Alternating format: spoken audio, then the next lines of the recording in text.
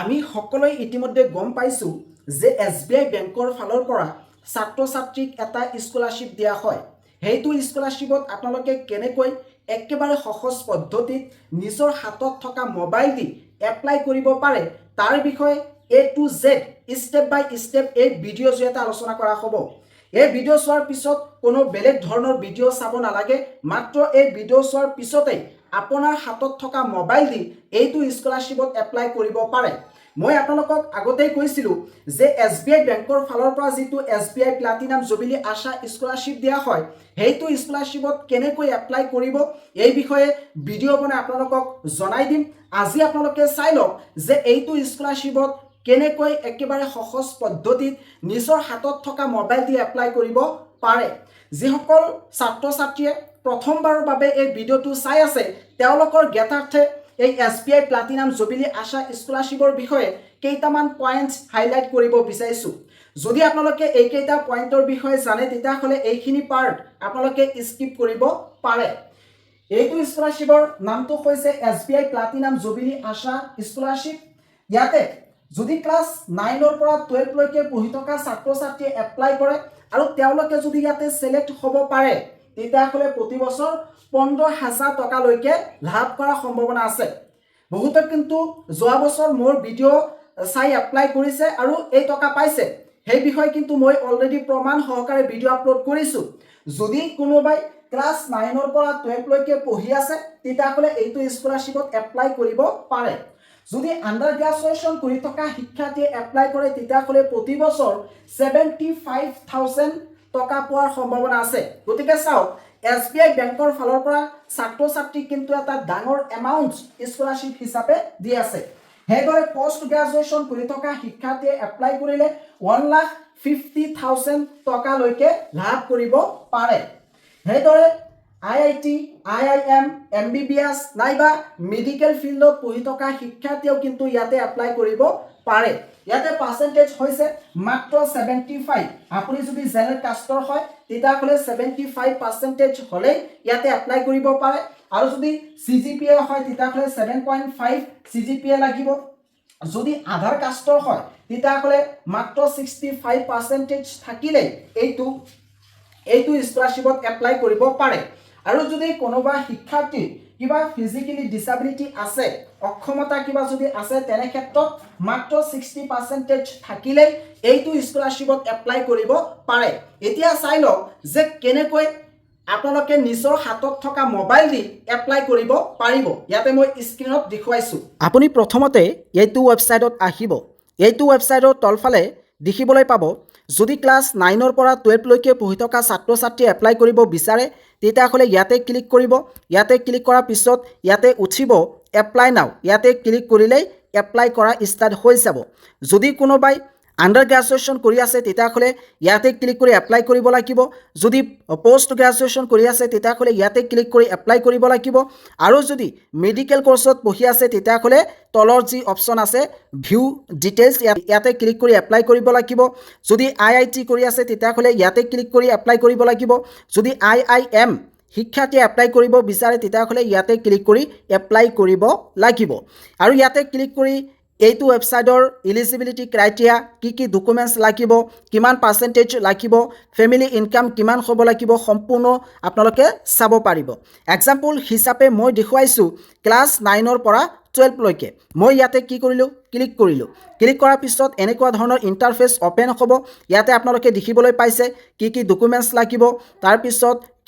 Reservation আছে, eligibility criteria আছে, basic information আছে। মই জাষ্ট এপ্লাই নাও ইয়াতে ক্লিক কৰিলোঁ। এপ্লাই নাও ক্লিক কৰাৰ পিছত এনেকুৱা ধৰণৰ ইণ্টাৰফেচ অ'পেন হ'ব। ইয়াতে প্ৰথমতে নিজৰ ফাৰ্ষ্ট নেম, যিটো নেম আধাৰ কাৰ্ডৰ লগত একেবাৰে একে সেই নামটো ইয়াতে লিখিব। তাৰপিছত নিজৰ যিটো লাষ্ট নেম থাকে সেই নেমটো ইয়াতে লিখিব। যদি আপোনাৰ লাষ্ট নেম নাথাকে তেতিয়াহ'লে ইয়াতে এটা ক্লিক কৰি দিলেই হৈ যাব। তাৰপিছত ইয়াতে নিজৰ ভেলিড এটা ইমেইল ID এণ্টাৰ কৰিব লাগিব। ইমেইল IDটো এণ্টাৰ কৰাৰ পিছত ইয়াতে যিকোনো এটা পাছৱৰ্ড ক্ৰিয়েট কৰিব লাগিব। ধৰি লওক যে আপোনাৰ নামটো দিলে, তাৰপিছত @ আৰু কেইটামান ডিজিট দি দিলে। এনেকৈ নিজে যিকোনো এটা পাছৱৰ্ড ক্ৰিয়েট কৰিব। ইয়াতে যিদৰে লিখিব হুবহু ইয়াতেও সেই একে লিখিব লিখাৰ পিছত ইয়াতে এটা ৰাইট চিন দিব ইয়াতে এটা ৰাইট চিন দিব ক্ৰিয়েট একাউণ্টত ক্লিক কৰিব ক্ৰিয়েট একাউণ্টত ক্লিক কৰাৰ লগে লগে আপোনাৰ ইমেইলত এটা OTP যাব সেই OTP ইয়াতে এণ্টাৰ কৰিলে এটা একাউণ্ট ক্ৰিয়েট হৈ যাব মই যেহেতু অলৰেডি ইয়াতে এটা একাউণ্ট ক্ৰিয়েট কৰিছোঁ গতিকে মই ইয়াতে আকৌ ক্ৰিয়েট নকৰোঁ জাষ্ট মই ইয়াতে লগ ইন কৰিম লগ ইন কৰিবলৈ হ'লে সাইন ইন ইয়াতে ক্লিক কৰিব লাগিব ইয়াত দেখিবলৈ পাইছে মই অলৰেডি ইয়াতে লগ ইন কৰিলোঁ যদি প্ৰথমবাৰৰ বাবে ইয়াতে এপ্লাই কৰিব বিচাৰে তেতিয়াহ'লে ইয়াতে ক্লিক কৰিব লাগিব আৰু যদি কোনোবাই আগতে ইয়াতে এপ্লাই কৰিছিলে অৰ্থাৎ যোৱা বছৰ নাইবা তাৰ আগৰ বছৰত টকা পাইছিলে তেতিয়াহ'লে ইয়াতে ক্লিক কৰিব লাগিব যেহেতু মই নতুনকৈ এই বছৰ এপ্লাই কৰিম গতিকে ইয়াতে ফ্ৰেছ হিচাপে এপ্লাই কৰিব লাগিব ইয়াতে আপোনালোকে কি কৰিব ইয়াতে এটা ক্লিক কৰিব ক্লিক কৰাৰ পিছত এনেকুৱা ধৰণৰ ইণ্টাৰফেচ অপেন হ'ব ইয়াতে কিন্তু 11টা ষ্টেপ আছে 11টা ষ্টেপ ফুলফিল কৰিব লাগিব তেতিয়াহে ফাইনেল সাবমিট হ'ব আৰু এই 11টা ষ্টেপ একেবাৰে সহজ ইয়াতে চাম যে কিবা বেসিক ডিটেইলছৰ প্ৰয়োজন হ'ব নেকি ইয়াতে আপোনালোকে ক্লিক কৰিব ক্লিক কৰাৰ পিছত অলপ তলফালে আহিলে দেখিবলৈ পাব সেভ এণ্ড কন্টিনিউ ইয়াতে ক্লিক কৰিব ক্লিক কৰাৰ পিছতে দেখিবলৈ পাব যে ওপৰৰ অপচনৰ পৰা তলৰ অপচনত গৈছে অৰ্থাৎ 2 নম্বৰ ষ্টেপত গৈছে এইটোৰ পৰা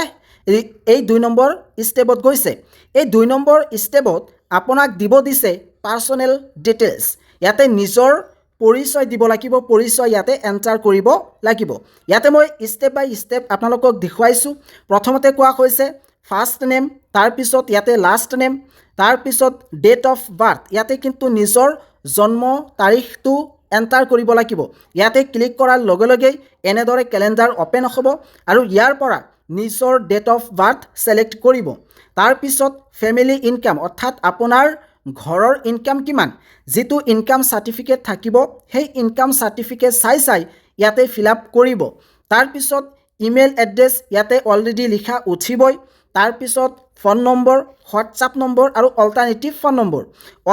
ফোন নম্বৰটো নিদিলেও হ'ব কিন্তু ইয়াতে বাধ্যতামূলক হিচাপে এই ফাৰ্ষ্টটো ফোন নম্বৰ দিব লাগিব আৰু সেইটো ফোন নম্বৰত যদি হোৱাটসঅ্যাপ আছে তেতিয়াহ'লে হোৱাটসঅ্যাপ সেই একেটা নম্বৰ ইয়াতে দিব পাৰে আৰু যদি বেলেগ বেলেগ নম্বৰ দিব বিচাৰে তেতিয়াহ'লে দিব পাৰে এটো আপোনাৰ ওপৰত নিৰ্ভৰ কৰিব এতিয়া তলফালে আহিম তলফালে আছে জেন্ডাৰ যদি লৰাই এপ্লাই কৰে তেতিয়াহ'লে মেল বুলি দিব আৰু যদি ছোৱালীয়ে এপ্লাই কৰে তেতিয়াহ'লে ফিমেল বুলি দিব কাষ্ট ক্যাটাগৰী যদি জেনাৰেল হয় জেনাৰেল দিব ST SC OBC এনেদৰে আছে EWS আছে যদি আধাৰ হয় আধাৰ দিব এইটো নিজৰ মতে ফিল আপ কৰিব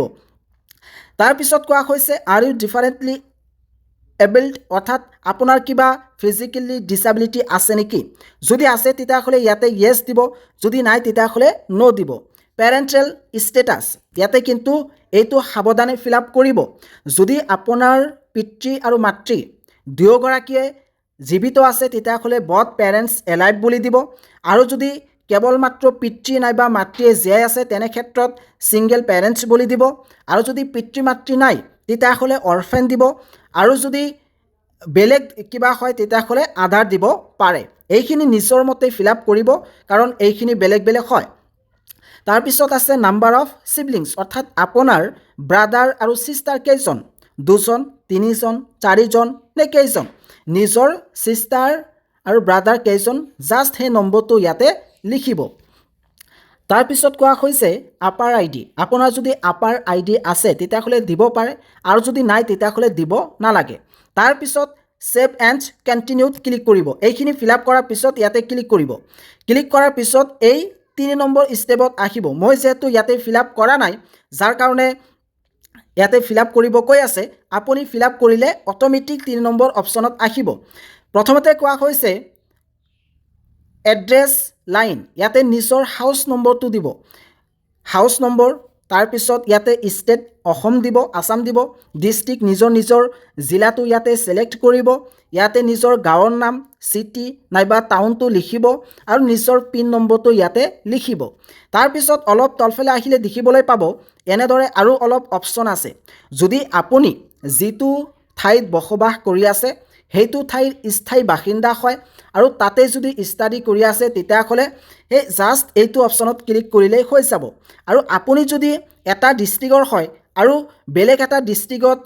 থাকি আছে তেতিয়াহ'লে ইয়াতে ক্লিক কৰিব নোৱাৰিব তেনে ক্ষেত্ৰত আপুনি যিটো লোকেশ্যনত আছে সেই লোকেশ্যনৰ ডিটেইলছ ইয়াতে দিব লাগিব এইখিনি ফিল আপ কৰাৰ পিছত তলফালে লিখা আছে সেভ এণ্ড কণ্টিনিউ ইয়াতে ক্লিক কৰিব ক্লিক কৰিলে এই 4 নম্বৰ ষ্টেপত আহিব এতিয়া আলোচনা কৰিম যে এডুকেশ্যন ডিটেইলছ আপুনি কেনেকৈ এই 4 নম্বৰ ষ্টেপত ফিল আপ কৰিব প্ৰথমতে কোৱা হৈছে কাৰেণ্ট ক্লাছ অৰ্থাৎ আপুনি বৰ্তমান কোনটো ক্লাছত পঢ়ি আছে class 9 10th 11 12 graduation post graduation কোনটো ক্লাছত পঢ়ি আছে সেইটো ইয়াতে সিলেক্ট কৰিব তাৰ পিছত কোৱা হৈছে স্কুল ষ্টেট অৰ্থাৎ আপুনি যেটো স্কুল নাইবা কলেজত পঢ়ি আছে হেতুৰ ষ্টেট কি সেই ষ্টেটটো ইয়াতে সিলেক্ট কৰিব স্কুল টাইপ ইয়াতে কোৱা হৈছে যে গভৰ্ণমেণ্ট স্কুল নে প্ৰাইভেট নে গভৰ্ণমেণ্ট এইডেড নে কি নিজৰ মতে এইটো ফিল আপ কৰিব যদি গভৰ্ণমেণ্টত পঢ়ি আছে জাষ্ট গভৰ্ণমেণ্ট বুলি ক্লিক কৰিলে হৈ যাব প্ৰাইভেটত পঢ়িলে প্ৰাইভেট অপশ্যনত ক্লিক কৰিব এইখিনি নিজৰ মতে ফিল আপ কৰি ল'ব তাৰ পিছত কোৱা হৈছে স্কুল নেম অৰ্থাৎ নিজৰ বিদ্যালয়ৰ নাম লিখিব স্কুলৰ ডিস্ট্ৰিক্ট কি স্কুলৰ বোৰ্ড কি অৰ্থাৎ Assam state school education board ইয়াতে সিলেক্ট কৰিব পাৰে গ্ৰেডিং সিস্টেমটো কেনেকুৱা যে আপোনাৰ স্কুলৰ পৰা যেটো মাৰ্কশিট দিয়া হয় সেই মাৰ্কশিটত পাৰ্সেন্টেজ হিচাপে দিয়া হয় নে সিজিপি এসজিপি নে কোনটো সিস্টেমত দিয়া হয় যেটো অসমৰ বেছি সংখ্যক বিদ্যালয়ত পাৰ্সেন্টেজ হিচাপে দিয়া হয় গতিকে ইয়াতে পাৰ্সেন্টেজ সিলেক্ট কৰিব পাৰে আৰু সিকিউৰ্ড মাৰ্কস অৰ্থাৎ আপুনি কিমান নম্বৰ পাইছে ধৰি লওক যে বৰ্তমান আপুনি ক্লাছ 10ত পঢ়ি আছে গতিকে ক্লাছ 9ৰ পৰা 10 লৈকে উঠাৰ সময় যেটো বছৰেকীয়া পৰীক্ষা দিছিলে সেই বছৰেকীয়া পৰীক্ষাত কিমান নম্বৰ পাইছিলে যে 6টা সাবজেক্ট আছে এই 6টা সাবজেক্টত কিমান নম্বৰ পাইছিলে সেই নম্বৰটো ইয়াতে কিন্তু লিখিব লাগিব ম্যাক্সিমাম মাৰ্কস অৰ্থাৎ ক্লাছ 10ত উঠাৰ সময়ত যেটো পৰীক্ষা দিছিলে সেই পৰীক্ষাৰ সৰ্বমুঠ নম্বৰ কিমান আছিল 600 আছিল নে 700 নে 500 তাৰ মানে কিমান নম্বৰৰ পৰীক্ষা হৈছিল সেই নম্বৰটো ইয়াতে দিব তাৰ পিছত কোৱা হৈছে কিমান পাৰ্সেন্টেজ পাইছিল সেই পাৰ্সেন্টেজ ইয়াতে বহুৱাব লাগিব তাৰ পিছত অলপ তলফালে আহিলে দেখিবলৈ পাব কাৰেন্ট একাডেমিক ইয়াৰ ফিজ অৰ্থাৎ আপুনি যেটো বিদ্যালয়ত পঢ়ি আছে সেইটো বিদ্যালয়ৰ বৰ্তমান ফিজ কিমান সেই ফিজটো ইয়াতে কিন্তু লিখিব লাগিব এক্সপেক্টেড ইয়াৰ অফ পাছিং অৰ্থাৎ আপুনি বৰ্তমান যেটো ক্লাছত পঢ়ি আছে হেতু ক্লাছ পাস কৰিবলৈ হলে কোনটো ইয়াৰত পাস কৰিব ধৰি লওক যে কোনোবা এজনে ক্লাছ 11ত এই বছৰ পঢ়ি আছে তেতা হলে 2027 চনত ক্লাছ 12ত যাব গতিকে ইয়াতে 2027 চনটো দিব পাৰে এটো নিজৰ মতে ফিল আপ কৰিব ধৰি লওক যে কোনোবাই গ্ৰেজুৱেশ্যন ফাৰ্ষ্ট ইয়াৰত পঢ়ি আছে আৰু হেতু হৈছে 4 বছৰীয়া এটা কোৰ্স গতিকে 2030ত তেও গ্ৰেজুৱেশ্যন কমপ্লিট কৰিব তেনে ক্ষেত্ৰত 2030 বুলি দিব পাৰে এইখিনি নিজৰ মতে ফিল আপ কৰিব একেবাৰে সহজকৈ বুজাই দিছো কোনোবাই যদি বুজি পোৱা নাই তেতিয়া হলে এই ভিডিঅত কমেন্ট কৰি জনাই দিব তাৰ পিছত সেভ এণ্ড কণ্টিনিউত ক্লিক কৰিব ক্লিক কৰাৰ পিছত 5 নম্বৰ ষ্টেপত আহিব 5 নম্বৰ ষ্টেপত আপোনাক দিব দিছে ফ্যামিলি ডিটেইলছ অৰ্থাৎ নিজৰ ঘৰৰ অলপখিনি ডিটেইলছ ইয়াতে দিব লাগিব গাৰ্জিয়ান নাম্বাৰ 1 ইয়াতে নিজৰ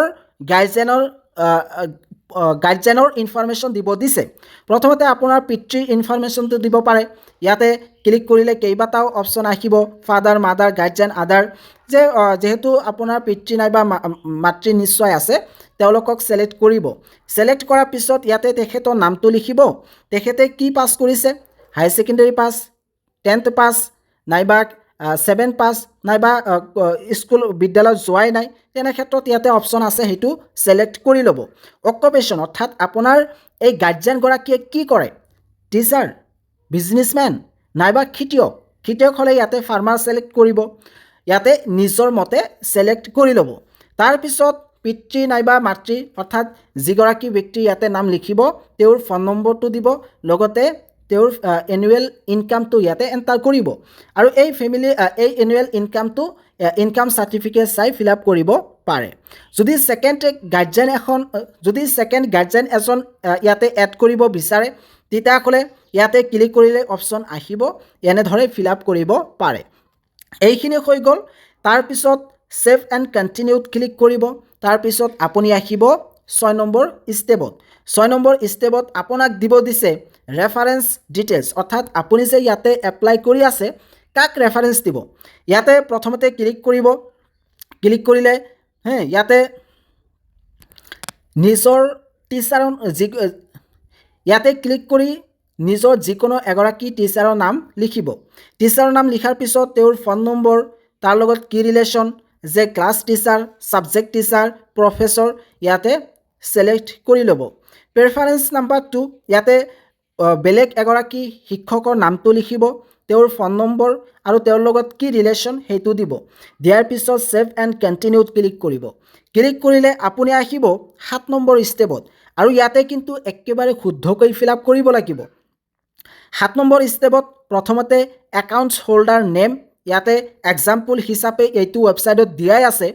আপুনি ইয়াতে ক্লিক কৰি নিজৰ মতে নিজৰ শুদ্ধ নামটো লিখিব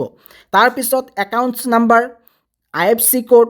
বেংক নেম আৰু ব্ৰাঞ্চ এইখিনি কিন্তু আপোনাৰ যি বেংকৰ কাৰ্ড আছে সেই কাৰ্ডত পাই যাব সেইটো চাই ফিল আপ কৰিব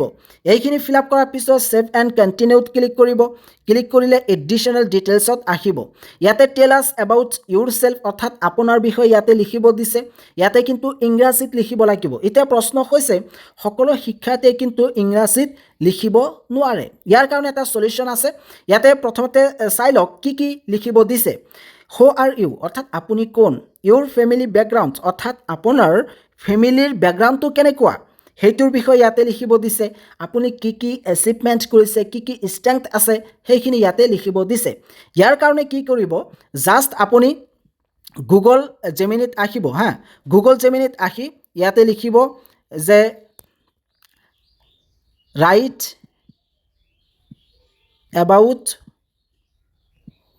মি ইন ইংলিছ এনেদৰে লিখিব তাৰপিছত ইয়াতে লিখিব মোৰ নাম XYZ মোৰ দেউতাকৰ নাম XYZ মোৰ দেউতাকে এইটো কাম কৰে মাকে ঘৰত কাম কৰে হে মোৰ ঘৰৰ কণ্ডিশ্যন সিমান ভাল নহয় পঢ়া শুনাৰ ক্ষেত্ৰত বহুত অসুবিধা হয় এনেদৰে নিজৰ মতে লিখিব তাৰপিছত লিখিব মই ক্লাছ 10ত থাকোঁতে ইমান পাৰ্চেণ্টেজ পাইছিলোঁ তাৰপিছত ক্লাছ 7ত নাইবা ক্লাছ 5ত থাকোঁতে মই ষ্টেট লেভেলত এটা কবিতা আবৃত্তি কৰি প্ৰথম পুৰস্কাৰ পাইছিলোঁ তাৰপিছত লিখিব পাৰে গভৰ্ণমেণ্টৰ পৰা এইটো পুৰস্কাৰ পাইছোঁ এনেদৰে নিজৰ বিষয়ে অসমীয়াত লিখিব লিখাৰ পিছত ইয়াতে ডান বুলি দিলেই এটা ইংৰাজীত সুন্দৰকৈ তেওঁলোকে লিখি দিব সেইখিনি জাষ্ট কপি কৰি ইয়াতে পেষ্ট কৰি দিলেই হৈ যাব তাৰপিছত কোৱা হৈছে if awarded how do you plan to utilize the scholarship money অৰ্থাৎ ইয়াতে কোৱা হৈছে যে আপোনাক যদি স্কলাৰশ্বিপৰ টকাখিনি দিয়া হয় তেতিয়াহ'লে এই টকা কি কামত খৰচ কৰিব ইয়াতে tuition fees hostel fees books and study material কি কামত খৰচ কৰিব সেইখিনি ইয়াতে জাষ্ট ক্লিক কৰিলেই হৈ যাব এইটো নিজৰ মতে ক্লিক কৰিব এইবোৰ কৈ দিয়া কথা নহয় একেবাৰে সহজ এতিয়া চাই আছোঁ তাৰ পিছৰটো প্ৰশ্ন হৈছে have you received any government or private scholarship during the last academic year অৰ্থাৎ আপুনি যোৱা বছৰ কোনো গভৰ্ণমেণ্ট নাইবা প্ৰাইভেট স্কলাৰশ্বিপ পাইছিলে নেকি যদি পাইছে তেতিয়াহ'লে ইয়েছ যদি পোৱা নাই তেতিয়াহ'লে নো বুলি দিব what did you hear about this scholarship যে আপুনি এইটো স্কলাৰশ্বিপৰ বিষয়ে ক'ত শুনিছে যেহেতু আপুনি মোৰ পৰা শুনি আছে গতিকে ইয়াতে ছ'চিয়েল মিডিয়া বুলি দি দিব এইটো নিজে চিলেক্ট কৰিব apart from financial assistance what support would be most beneficial to you ইয়াতে ক্লিক কৰিলে কেইটামান অপশ্যন দেখিবলৈ পাব ইয়াতে আপুনি বিশেষকৈ কেৰিয়াৰ মেণ্টৰশ্বিপ একাডেমিক গাইডেন্স এই দুটা ফিল আপ কৰিবলৈ চেষ্টা কৰিব এইটো নিজৰ মতে ফিল আপ কৰি ল'ব would you be interested in mentoring workshop or skill development programs অৰ্থাৎ আপুনি মেণ্টৰিং নাইবা স্কিল ডেভেলপমেণ্ট প্ৰগ্ৰামত কাম কৰিব বিচাৰে নেকি ইণ্টাৰেষ্টেড নেকি যদি হয় তেতিয়াহ'লে ইয়েছ যদি নহয় তেতিয়াহ'লে নো বুলি দিব আপুনি পৰাপক্ষত ইয়েছ দিবলৈ চেষ্টা কৰিব what device do you primarily use for your studies অৰ্থাৎ আপুনি লিখা পঢ়াৰ ক্ষেত্ৰত কি ডিভাইচ ব্যৱহাৰ কৰে স্মাৰ্টফোন লেপটপ নে টেবলেট নে কি ইউজ কৰে সেইটো ইয়াতে দিব নিজৰ মতে ফিল আপ কৰিব যেহেতু আপোনাৰ নিশ্চয় স্মাৰ্টফোন আছে তেতিয়াহ'লে স্মাৰ্টফোন ইয়াতে সিলেক্ট কৰিব পাৰে ইয়াতে যিকোনো ফেচবুক ইনষ্টাগ্ৰামৰ লিংক দিব পাৰে আৰু নিদিলেও কোনো কথা নাই এইটো মেণ্ডেটৰী নহয় এইখিনি ফিল আপ কৰাৰ পিছত আপোনাৰ আহিব মেইন ডিটেইলছত সেয়া হৈছে ডকুমেণ্টছ কি লাগিব প্ৰথমতে কোৱা হৈছে passport size photograph of the applicants অৰ্থাৎ যিগৰাকী শিক্ষাৰ্থী এপ্লাই কৰিব তেওঁৰ ফটো লাগিব প্ৰুফ অফ আইডেণ্টিটি অৰ্থাৎ ইয়াতে নিজৰ আধাৰ কাৰ্ড নাইবা পান কাৰ্ডৰ দুটা ছাইড দিব পাৰে ফেমিলি ইনকাম প্ৰুফ হিচাপে ইনকাম চাৰ্টিফিকেট ইয়াতে দিব লাগিব বুজিছে তাৰপিছত আছে বেংক পাছবুক অৰ্থাৎ শিক্ষাৰ্থীৰ বেংক একাউণ্ট দিব লাগিব যদি শিক্ষাৰ্থীৰ বেংক একাউণ্ট নাই তেতিয়াহ'লে টকা পোৱাৰ ক্ষেত্ৰত অলপ প্ৰব্লেম হয় আপুনি পিতৃ মাতৃৰ একাউণ্টটো দিব পাৰে কিন্তু এইটো দিয়াটো সিমান ঠিক নহ'ব নিজৰ একাউণ্ট এটা বনাই ল'ব তাৰপিছত কোৱা হৈছে হোম পিকচাৰ অৰ্থাৎ আপুনি যিটো ঘৰত থাকে সেই ঘৰৰ ফটো ইয়াতে কিন্তু আপলোড কৰিব লাগিব বাহিৰৰ একপি ফটো আৰু ভিতৰৰ একপি ফটো এই দুকপি ফটো একেলগ কৰি ইয়াতে